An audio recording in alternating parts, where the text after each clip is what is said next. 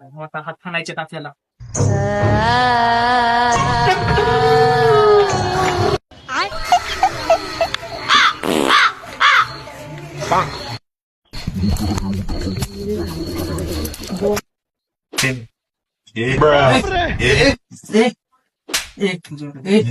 भया तुझी चावी कुठं आहे?